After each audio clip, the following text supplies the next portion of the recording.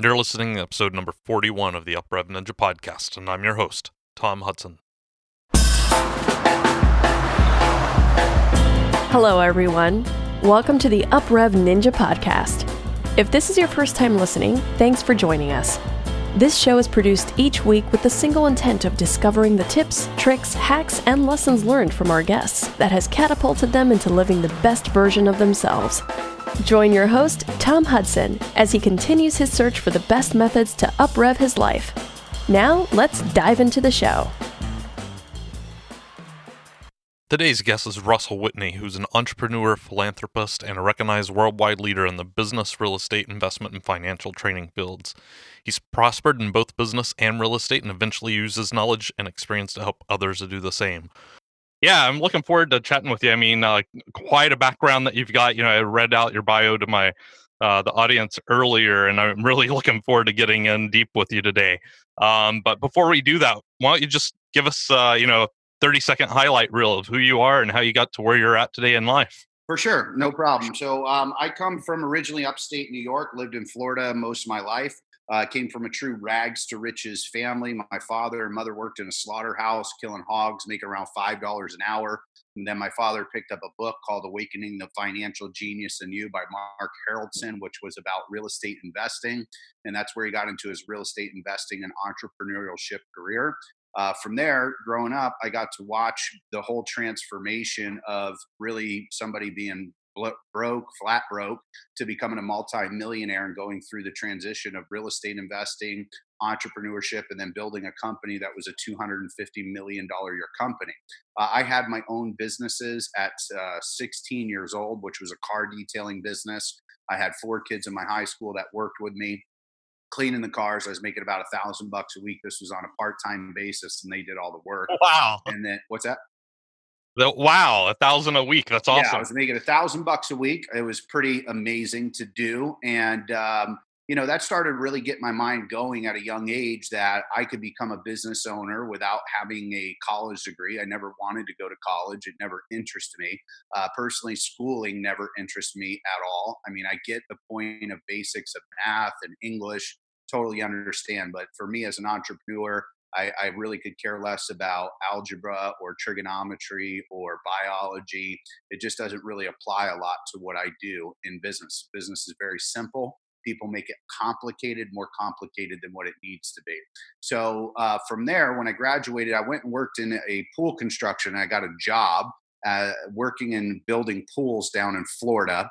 And in Florida, during the humidity and summer times, pretty much all year round, except for maybe 1 month, it's hot, and it's hot, hot. So I used to have to bend rebar, and I'd put the concrete on the side of the pools. Absolutely hated it. So I begged to work in my father's organization and started at the bottom of the company as a janitor. And I worked my way up into customer service. From customer service, I worked into sales. Sales, I worked into our booking department. Then I started traveling and doing seminars and teaching people the techniques and strategies of real estate investing. And at the age of 24 years old, I became one of the youngest motivational speakers and inspirational speakers. I got to share the stage right after Anthony Robbins and before George Foreman. I also spoke with Donald Trump, Robert Kiyosaki, Susie Orman, Magic Johnson. And this would be in arenas where there's 10, 15, 20,000 people at one time. And I was the youngest guy on the circuit. Most of the other people were 40, 50 years old that were speaking on stage. And it was absolutely amazing. I loved it. So I did very, very well in my 20s. And then 2008 came around, housing market crashed. I lost my money, lost my assets, and got into addiction, lost everything, lost relationships. I was bankrupt emotionally, spiritually, financially. And then about 4 years ago, I turned my life around, and we'll talk about that, I'm sure, in the interview. Got clean and sober and became a multimillionaire in less than 3. Oh, all right. So it's pretty amazing. I can't imagine having some of those accomplishments in your 20s. And I know the show's going to be about you, but I'm just thinking from a generational perspective, your father diving into entrepreneurship. That wasn't there's an assumption here I'm going off of. That wasn't a buzzword back then like it is nowadays, right? Correct. Back then. So, I've heard stories about how people for like our parents, their generation when they dove off to create a business, how it was kind of looked down upon and they never got a lot of support. So that's amazing that he made that pivot. Yeah, for sure. And it still actually I think affects a lot of people today. So not only in the 80s did that happen, but still today when people are trying to break off, because I teach about becoming an entrepreneur through internet marketing, building a business, building a brand online, whatever business that you want to get into. One of the big things I teach about is marketing, sales, conversions, and having a back end. And people are just still negative about entrepreneurship and about building a business. A lot of people still have this mentality that they need to get a job and work for somebody else when it's 100% completely not true. I believe this was just poor training and teaching by our families. And I watched it growing up. So I had a lot of great friends that grew up in the same neighborhood, except all my friends that grew up in the neighborhood, their parents worked jobs. And that was what they were told to do. And that's exactly what they're doing right now. And for me, I was pretty much trained to become an entrepreneur and investor, and that's what I am. So whatever your parents are teaching you, I believe is what most people are going to become, and who you associate with, who you hang around with. Yeah, absolutely. I think it's a part of that proverbial, life checklist, right? You get out of high school, you go to college, you get married, you have 2.3 kids, you buy the White House picket fence, Right. two dogs, and you die. Like that's life, and it is rather sad, but breaking out of that shell and back to what you said about whatever your parents did, that's who you are. I mean, that's so true, and so many facets of your life, right? It's societal conditioning and programming. Like, oh, my father was a Republican, so I'm a Republican, and you never even ask why. Um, or like the church you go to. Hey, I'm going to go to the same church, and there's dozens, hundreds of options out Yeah, there. I So agree. And one of the things that I do remember at an early age that probably made me a little bit different than most kids is I asked a lot of questions. So for me, I didn't just necessarily take my parents' word or anybody word for anything. I started asking questions right away. I wanted to learn. I was a sponge. I wanted to know why, where, what, when anything happened. And that helped me still and does today. When I get in business today, I want to find out all the information that I can to make a proper decision. Most people are misinformed or have too much information, and that's what stops them from becoming successful. yeah. Are you familiar with Gretchen Rubin? No, not off the top of my head. She's an author, and honestly, she's a pretty eclectic author. A lot of her books are on different topic matters, but one of them, the Myers Briggs, Strengths Finders, stuff like this. So she's got this personality Yes, quiz, yes, yes. and she breaks you down into 4 different personalities, and one of them's questioner, which sounds like who you were as a kid, and you probably still are today. Yeah. Um, I'm more on the rebel side, according to her book. So I don't like it's similar, and I will immediately, like, everyone's doing that, then I'm not going to do that. I won't even question it.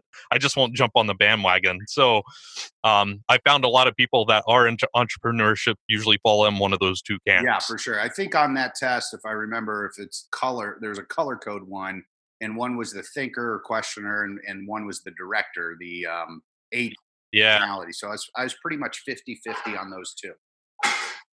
I love those tests, to be honest with you. They're So maybe I'm not much of a rebel, but so you've got quite a story here, and you started out at 16 making like a grand a week, and 20s were awesome. The 2008, that was rather upsetting. Kind of going back and reflecting back on your life, even where you're at today. Has there ever been like a key thing that's kind of held you back, or maybe not holding you back, but something you always have to muster the courage to get past, whether it be, shame, procrastination, anything like that, I actually um, hit both of them. So okay. the procrastination is one of the areas that I have a challenge with, and I think a lot of people do. And for me, it's more I deal better under pressure. So you can give me 6 months to get something done, but I can really effectively get it done in 2 weeks to 3 weeks. And I'll procrastinate and wait to get it done because I like the pressure. I don't like having a lag time of planning and mapping everything out. And a lot of entrepreneurs, guys that I know in the industry, they're not much of big time planners. And what I found is most people that plan are analyzers. So they analyze, they analyze, and it becomes the analysis of paralysis. So they end up over analyzing what they're doing as opposed to just taking massive action and going after the success that they want. So I would say for me, procrastination has been one for deadlines that I have and put myself under pressure, but I always get it done no matter what. And then shame, of course. I have shame from decisions I've made in my past, from childhood and things that happened to me in childhood. So they're all part of what's going on. Yeah, it's amazing how things have impacted you from your childhood, and based on what I've read, there's some very formative stuff that you, by the time you're 12 months old, part of your personality is already locked in step, and that's who you're going to be for essentially the rest of your life, unless you start realizing, hey, this is who I am, and you start working on it. And it's crazy to me. By the time you're a year, 12 months, you've been on this planet, and your personality is already boom. This is who you're going to be for the rest of your life. Yeah, it's amazing. Um, I'm going to have to watch that because I just had a son last Tuesday. So tomorrow he'll be 1 week old. So I'm definitely going to have to watch and monitor that for sure. yeah, absolutely, yeah. Well, again, congratulations. I can tell you, a week old seems like just yesterday for me, and my son's about to turn 18 years Oh, old. wow. So, yeah, it's truly amazing how quickly it goes by. Well, so you've interacted with a lot of folks that we know. You've mentioned some names earlier, but you've also got your father, your parents, your family, your friends. Kind of going back. Is there a mantra that you have? A piece of advice that someone has given you that you've kind of carried through your life? I mean, for me, I have a few different ones. So there's not just one that I go by, and they kind of evolve a little bit. But I do always remember one that my father gave me, which is I will do what I ought to do when I ought to do it, no debate. And that just basically stands no matter what is in front of me, I'm going to do it. I'm going to move forward and get it done no matter what. Success is my duty. Success is my obligation. This is one of my mentors, Mr. Grant Cardone, that I'm quoting. And I really like that one because I don't believe a lot of people put the success in their forefront and make it 100% what they go after. Success is deemed different for every person. Some people's success is just having a happy family. Some people it's having a lot of money. Some people it's being able to relax on a beach is their form of success. For me, it's in a couple different areas. One is I want to be successful in my home life. Two, I want to be successful in business. And then three is my own personal accomplishments and achievements. I want to be able to have as much money as I can to be able to do what I want when I want and have the control. I'm kind of a little bit of a control freak. And I think this has happened over the years when I kind of step back and let others take the reins and others take control. And every time I did that, I got disappointed because I created expectations in my head. So now I have learned through a lot of therapy, through a lot of training and mentoring, that expectations are the killer of success. When you expect people to do things that are in business and they don't follow through, you get disappointed, or at least I'll speak for me. I get disappointed. I will get upset. I point the finger. I judge. I blame. I do everything that I really shouldn't be doing. However, when I don't set expectations, I never set myself up for failure. The only person I set an expectation for is myself. That's it.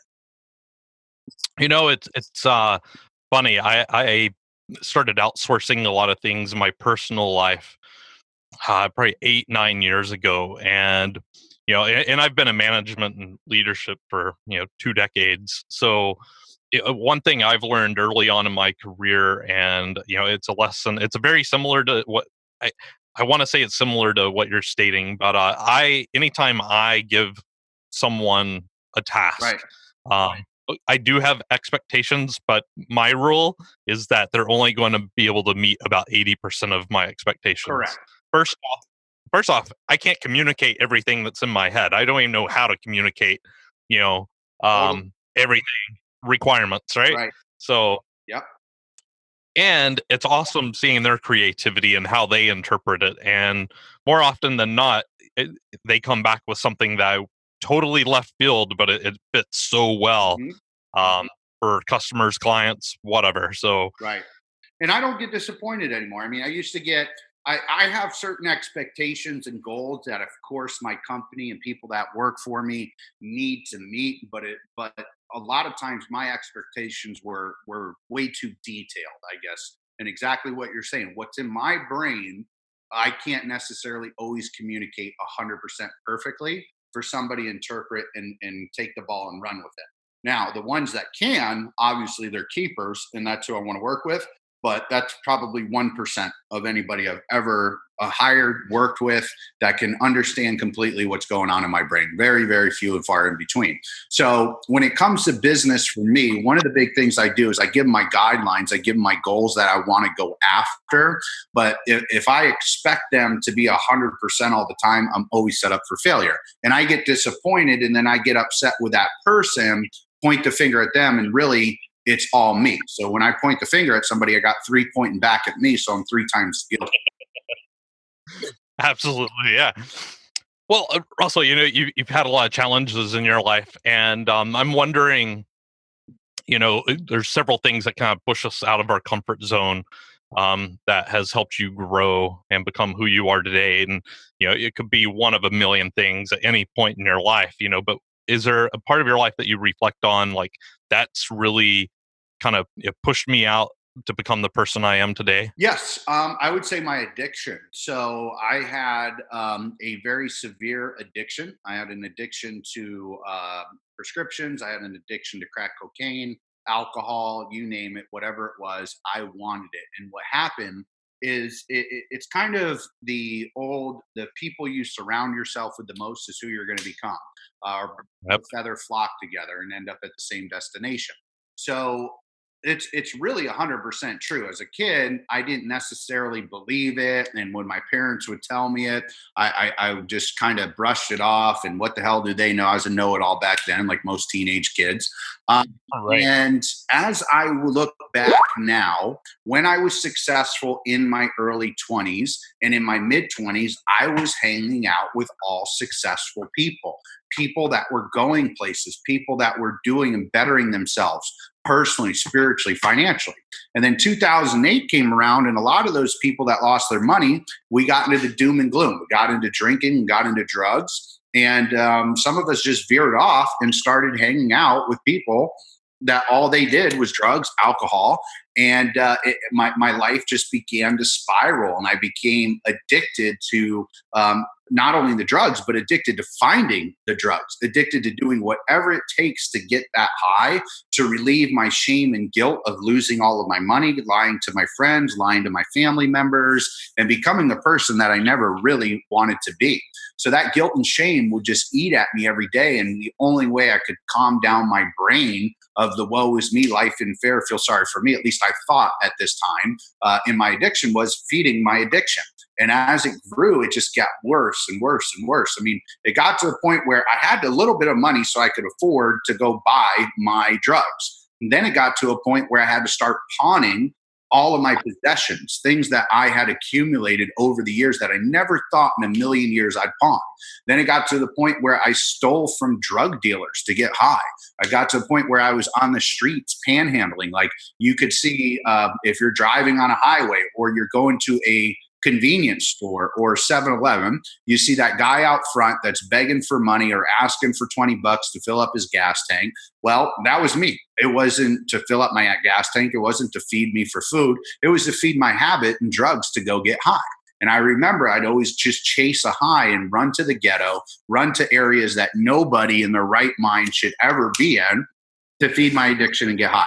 And what happened was in 2018, I think it was 2013, is when I was with my drug dealer at this point in time. And, a lot of people think all drug dealers are bad. I mean, a lot of them aren't bad. That's all they know because, again, that's what they grew up around. And I remember this drug dealer who was the kingpin of our town, and he sat me down literally and said, "What the hell are you doing in life?" What he did was he found out who I was. He researched my background, my information, him to find out a little bit about me. And he found out my accomplishments and the success that I had. And he pulled me aside and basically said, what the hell are you doing with your life? Why are you throwing it down the tubes? You had all of these things. You know how many people would kill or die to have done what you have already accomplished or be the person you are. You should not be here. You should not be in these ghettos. You should not be getting high. You should be going out and changing the world. I mean, you have a great story. You have good information. You could help a lot of people. And he said, going forward, I'm not going to sell you any more drugs. Nobody in this neighborhood's going to. If they do, they're going to have a lot of issues with me. And he said, I want you to change your life around. And this is, 2 years before that, my family came to me. They all said I needed to change. Everybody around me said I needed to change. I couldn't see it. I thought I was being normal and I thought everything was fine, but I was basically lying to myself because I was so deep in my addiction. But I remember this was like a mentor from afar. I don't know, or this was my spiritual awakening, my aha moment when a drug dealer sat me down and had this conversation and was intelligent enough to see that I do have a bigger purpose in this world. And after, I kind of brushed it off for a day. And I remember sitting in a hotel room. And again, I had just this awakening that came over me, because everything that in addiction, they tell you, jails, institutions, and death is one thing that comes up in meetings that we go to. For people that are, if you're an alcoholic or an addict, you'll know exactly what I'm talking about. If you had a family member that was, you'll know what I'm talking about. I went to jail. I got arrested. I went and got thrown in a loony bin for trying to commit suicide. So there's multiple times that I wanted to just end my life. I had gun to my head, trying to figure out all different ways to end my life. I was luckily didn't pull the trigger. I was kind of too cowardly, I guess, at that time not to, but it was a good thing that I didn't. And everything that the addiction, everything that treatment centers told me was happening. So I went to jail. I was thrown into an institution. Next was death. And I didn't want to die. And I didn't want to leave my mother, my father, my sister, and everybody on this earth being known as the drug addict, being known as the piece of shit that I was at that point in time. And what ended up happening is I remember I picked up the phone, I called my mom and I said, listen, I need to change my life around. Otherwise, I'm going to die. And I'm willing to do whatever it takes. And, they say when you're ready, the teacher will appear. Or when you're ready, you have to be the one that makes the decision, not other people. So I finally made a decision. I made a commitment to change. So a commitment for me is time and money.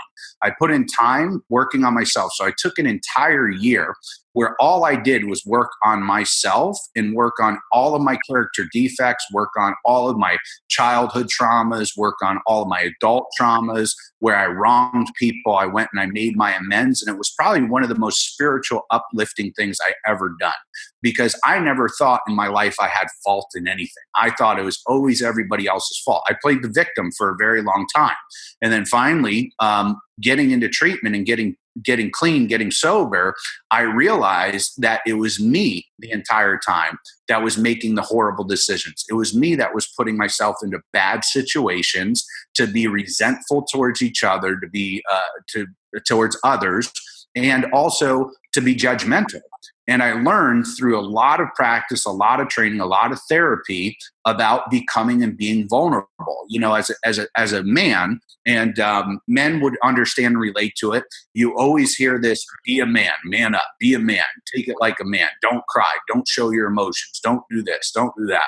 And I think it's probably the worst training that any man can have. And I definitely won't raise my son that way, because I think those emotions that I was never able to spill or talk about, or talk about my challenges, talk about my problems, talk about the crazy things that went on in my head, I wasn't able to tell anybody it. I had to bottle it up inside, because that's the way I was trained. And that's what ended up putting me into addiction. That's what ended up putting me into becoming reclusive. That's what ended up putting me into a lot of bad emotional downfalls. And after going through therapy, I learned how to actually communicate. I learned how to cry for once in my life. I learned how to smile, learned how to be happy. I learned how to communicate. I learned how to explain my part inside of something that went wrong. Or I learned how to apologize properly when I did something wrong. And it was an absolute game changer for me. So through that process, I figured, well, if I can go from riches to rags, broke, back to riches, I need to share this information with the world. I need to help other people see that they can live a better life. I mean, maybe you're not addicted, but maybe you're a person that's working a job and you know you can do better. Maybe you're a father that knows you can be a better parent. Maybe you just know you can be better in general. And I wanted to show people it doesn't matter what age, what gender you are, what background you come from.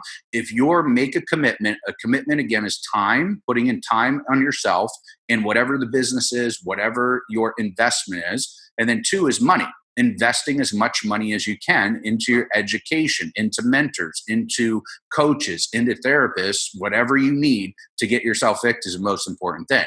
So for me, I did that for an entire year and still do to this day. So I still invest in the therapy, I still invest in the mentors, and I will continue to do it throughout the rest of my life because it made the biggest change and biggest impact for me. I mean, to go from flat broke and becoming a multimillionaire in less than 3 years with zero help. So my family didn't help me. They didn't give me a dime. They never gave me a nickel. They were done with me. They basically wrote me off at that point in time. And I had to figure it out on my own, and I did. So my back was up against the wall at that point in time. And that's where I say I deal very well under pressure is I knew I needed to become successful again. I didn't want to work at Starbucks. Everybody was telling me, oh, just go get a regular job, get a normal job.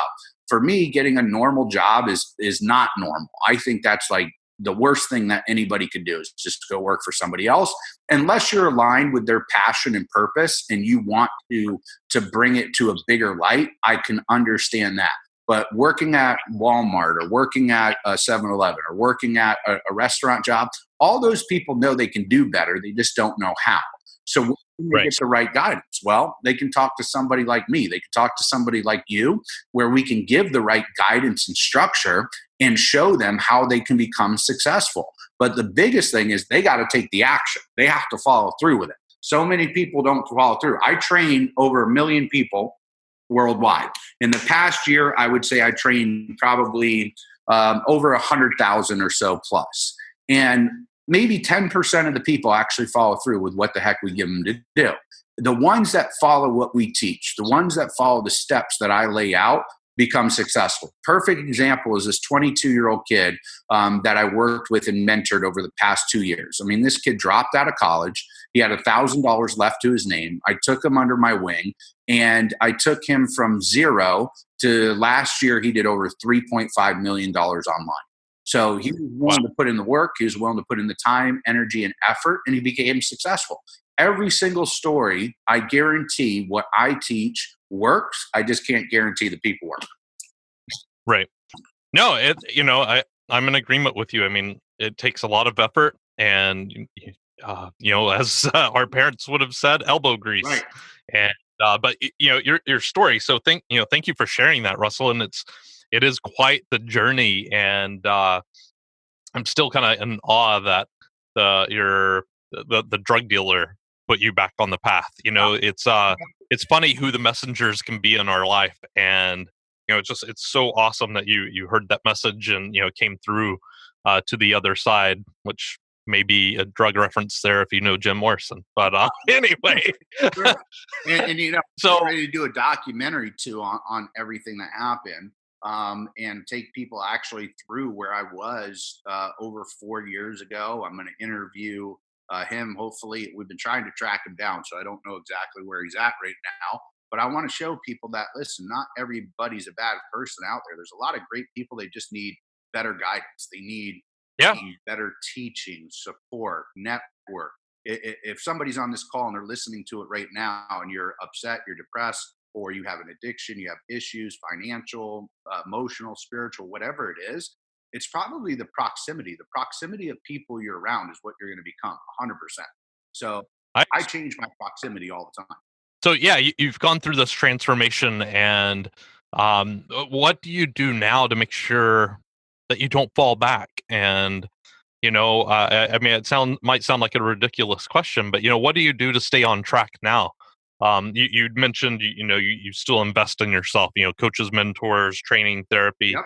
Um, do you have any other journaling, meditating, running, anything like that to help you? So, well, one of the biggest things for me is kickboxing. So, come to find out, Okay. I had a lot of aggression built up inside, and I didn't know about it until I actually got some very strong therapy and got some very strong education on myself and learning who I was. So, I had a lot of built up anger.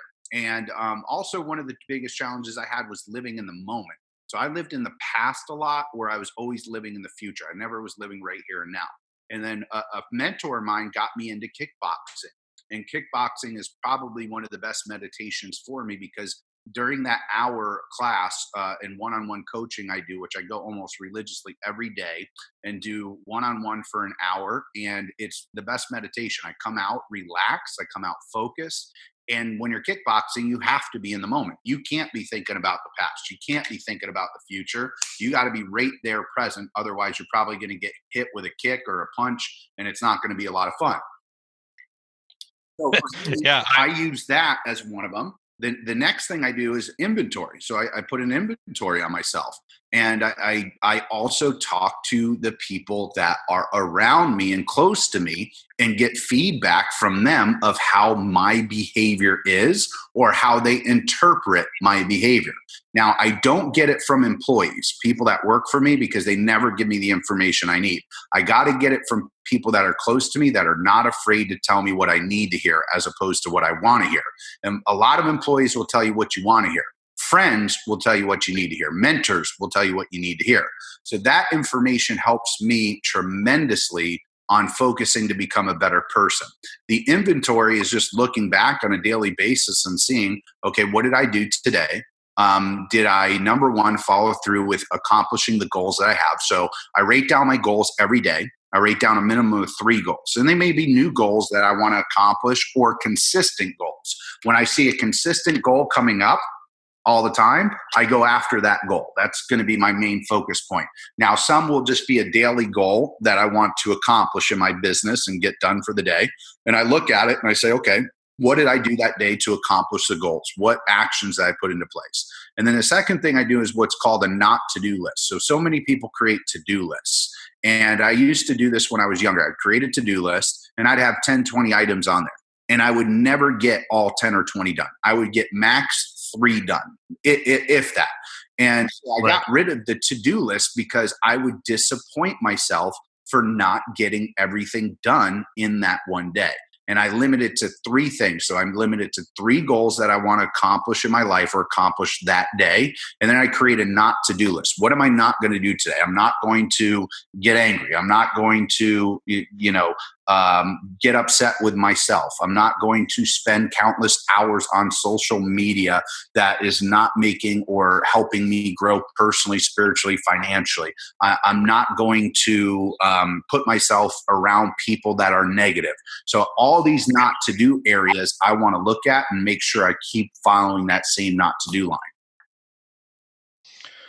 Yeah, I love that. I mean, a lot of good advice there, and I absolutely get you on the physical side. Kickboxing. Actually, I've got a friend that just returned from Thailand. He went over there for, I think it was a 2 or 3 week kickboxing camp, and I used to teach martial arts for a number of years. I was a power lifter, so up until recently, I was doing CrossFit. So that you know, high intensity, physical action, I completely can agree with you.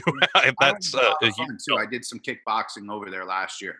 So Oh, it was great. great. And that's some nitty gritty kickboxing. And their Yeah. gyms are in the outside humidity. I mean, it's hot, hot. We're very lucky and fortunate to live here in the United States and have nice gyms with air conditioning. Whereas over there, I mean, it's true raw training, but I loved it and it was spiritual. And one thing I did notice about other countries, so this is one thing I love to do for myself as well. And I encourage everybody to do is get out and travel.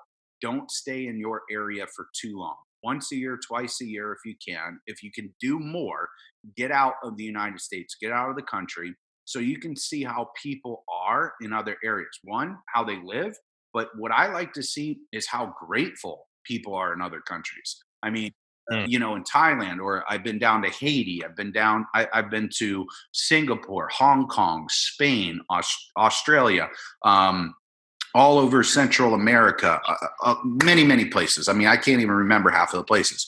One thing I have noticed in other countries, especially third world, is they are happier than people that are in the United States with yeah. literally nothing.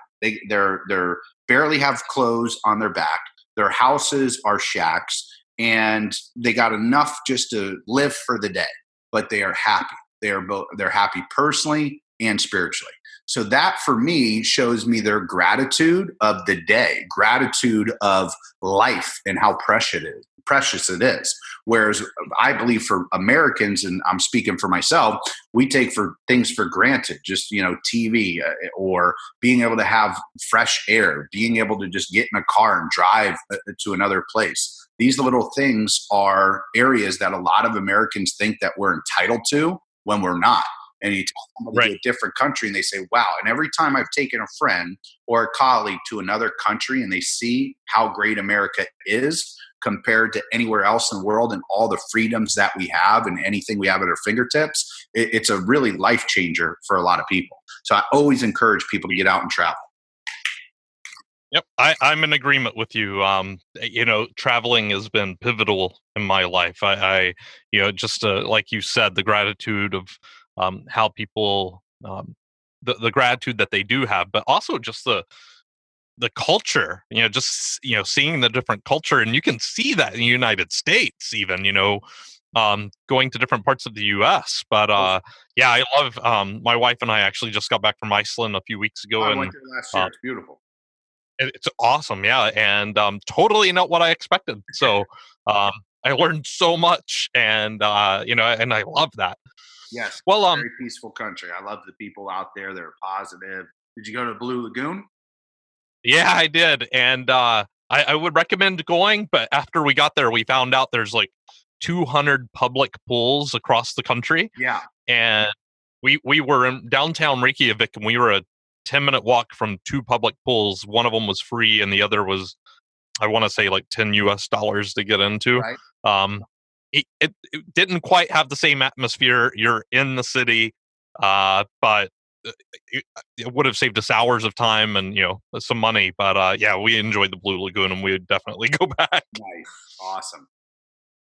So, Russell, what is it you're currently working on? We all have these multiple facets of our life. So, what facet are you currently working on to trying to improve and get to that next level? I got two brands that I'm working on right now. So one is my expert mentor, and that's where I help mentor experts and up and coming gurus that have been in the industry for a while, and showing them how to scale their brand, get more to the masses. Also to create new training programs that are more effective than just selling a book, a tape, or CD series. So I create masterminds and mentoring programs. And then next, I'm working on what's called yougetpaid.com. And that's with a friend of mine, which is all about learning how to get paid through being an entrepreneur on the internet. So we own yougetpaid.com, trademarked, and we're going to be launching it. We just did our first test event. It was amazing. People absolutely loved it, on how to become an affiliate marketer and internet marketer, whether you want to learn how to market on Amazon, you want to learn how to market your own product through Shopify, or market other people's products. That's what we're teaching. And that's what I've really engulfed myself in over the past couple years, because I think everything has moved to the internet. I think the brick and mortar business is starting to go away. And more people are getting on the internet. Plus, you can reach the masses. See, where I look at business is, if I'm a local business, I'm kind of just stuck to that area. And most local businesses, you only have a 5-mile radius of people that they can connect with and get a new customer in. So depending on where you live throughout the United States, that could be 10,000 people, that could be 50,000 people in that 5-mile radius. Whereas on the internet, we got over 4 billion people that we can come in contact with.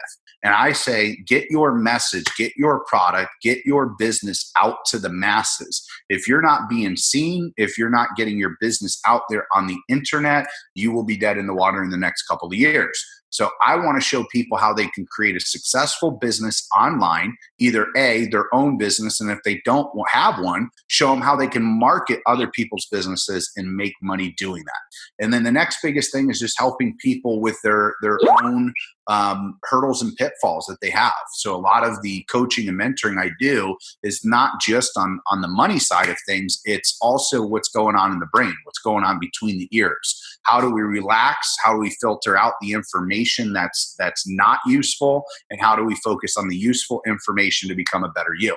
So I really would love to help impact the world and show the world that they don't have to live in fear, anxiety, frustration, doubt, that they can live in peace, happiness, and success. Wow, that's awesome. I love your vision, and obviously this is what you're working towards, and I love that. I mean, it's yeah, kindred spirits here. I mean, that's my goal in so many ways as well. If I can connect with, when my goal when I started this is if I can just connect with one person out there and change their life, then I feel like I've done my job. Yep. And that's one more person out there, holding that torch. And that's exactly And what I do every time I go on stage. So a lot of people say, that's Russell, you're trying to talk to them. No, I'm talking to one person. Every time I do a presentation to 100 people, 10,000 people, for me, I look at it as I'm talking to one person. And if I can just change one person's life, I've done what I needed to do for that day. yeah. Well, Russell, just kind of wrapping up here. You kind of touched on this a bit earlier, but let's just say there's someone out there listening today, and they're like, "Wow, this is inspirational, but I just don't know where to start." Like it's just overwhelming, and they're almost about just to turn us off and walk away. What kind of guidance would you give that person? Well, I think that's probably one of the hardest areas for most people is where do I start? And there is Right. no perfect answer for that. You just got to get going, no matter what it is. Just try, test, test, test. The whole point of entrepreneurship and being business owners is failure. The more failures we have, the closer we are to success. So for me, it used to be, I would say, okay, I got to get a project started and it's got to be successful.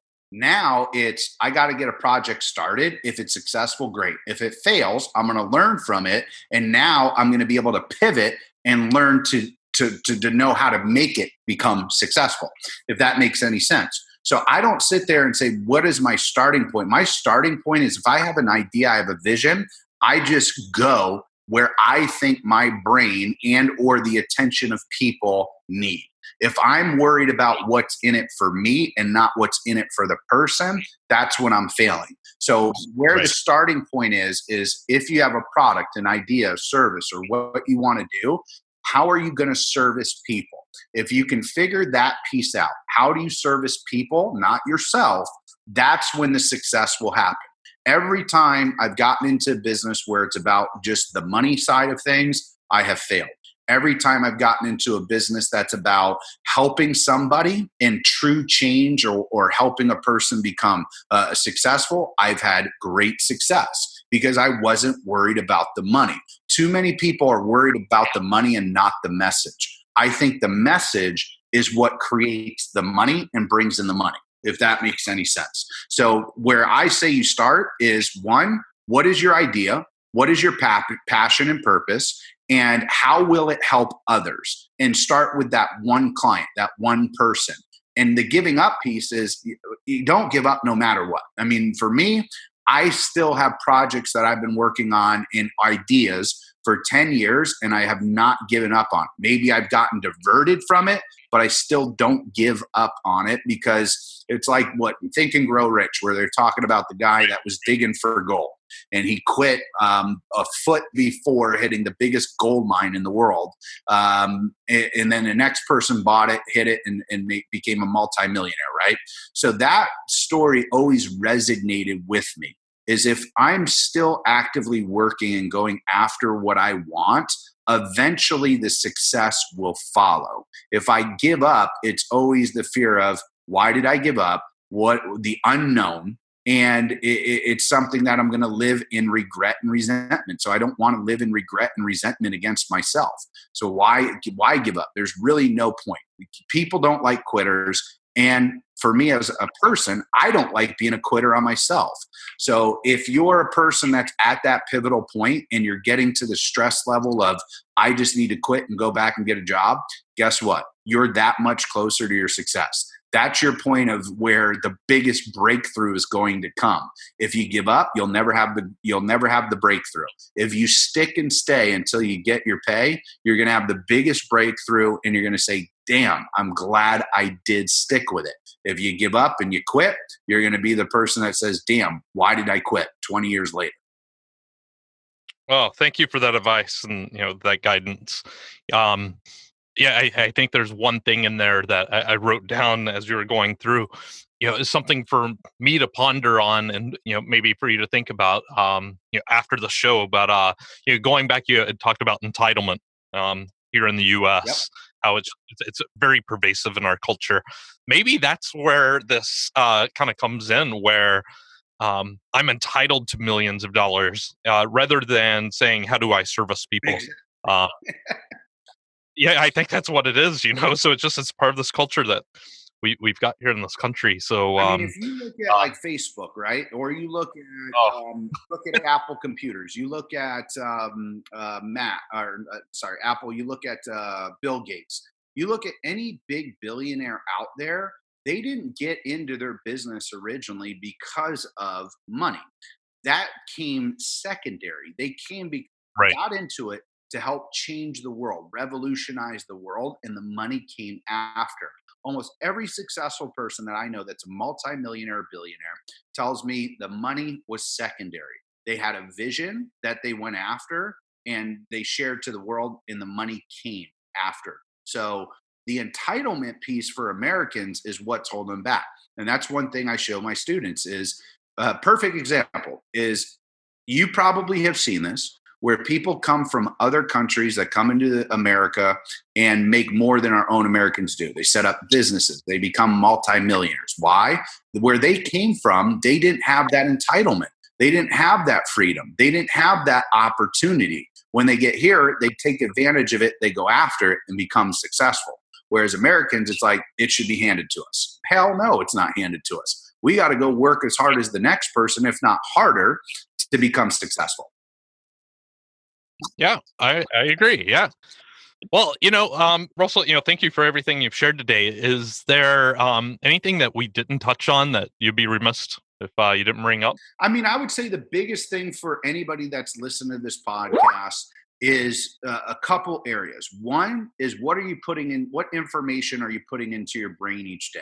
If you're watching the news, you're watching negative things on TV, that information is going to hurt and kill you inside of your brain. It's like feeding your body is just like feeding your mind.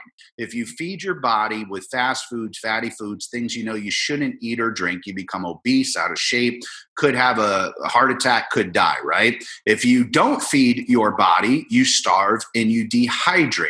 But if you feed your body properly, where you're eating 3 to 6 times a day, healthy meals, you're working out, you're active, you become in shape, you become more confident, you feel better about yourself, you have more energy, more motivation, more positivity. Same with feeding your mind. If you feed your mind with the news, negative information, listening to your negative family members and or friends, you can't help become negative, because that's all that's stuck in your brain.